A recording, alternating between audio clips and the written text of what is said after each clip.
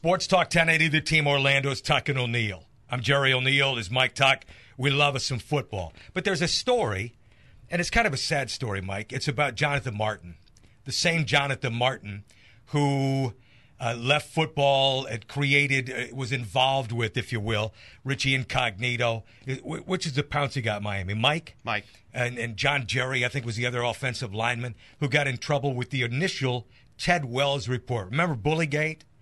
You know, the sad thing is, to me, is out of that, the bad guys in the Ted Wells report were those three guys and an assistant coach with the Miami Dolphins who's currently out of the game. That's what Bullygate did. It brought back and brought down the bulliers, right? We're learning more and more, and even during that window, about the issues that Jonathan Martin has had since his childhood with being bullied and with a lack of self-confidence, that he suffered from depression, contemplated suicide on multiple occasions. Now, I'm not saying there isn't such thing as bullying. I always kind of supported Incognito and Pouncey and those others as though they were the fall guys, when in reality, I think what we've learned even since is that Jonathan Martin has been troubled mentally, his stability, even as a football player. Well, I said at the time that there were 4 people, if not more, at fault here. And I would say the and more would be the Dolphins coaching staff, those leaders on the football team that didn't nip this in the bud when they had an opportunity. Jonathan Martin obviously has some issues, and hopefully he'll get his back right and his health right and go on to have a healthy, successful life in whatever he decides to do away from football. Sure. I always thought that he should be accountable for some blame as it regards Bullygate. That's totally understandable.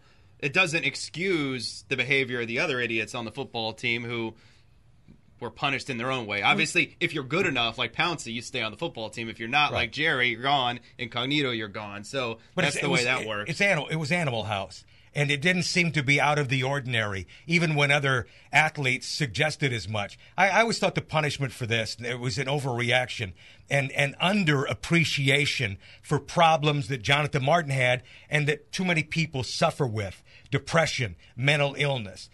We see it play out all too often with tragic results, even in the recent past. Well, there's a lot of things that we don't know about or don't tap into until it's too late. I mean, think about all the people that came across Aaron Hernandez that potentially could have done something to change how that storyline played out, and now he's facing life in prison, and who knows? I mean, it's not to blame anybody along the way. It's Aaron Hernandez's fault, but like you say with Martin, I mean, we didn't know. A lot of things went unchecked, and it gets out of control, and you end up with a big story that, you know, takes headlines from the NFL for months at a time. We're Tuck and O'Neill, weekdays 3 to 6. We love us some football every day at Sports Talk 1080 The Team Orlando.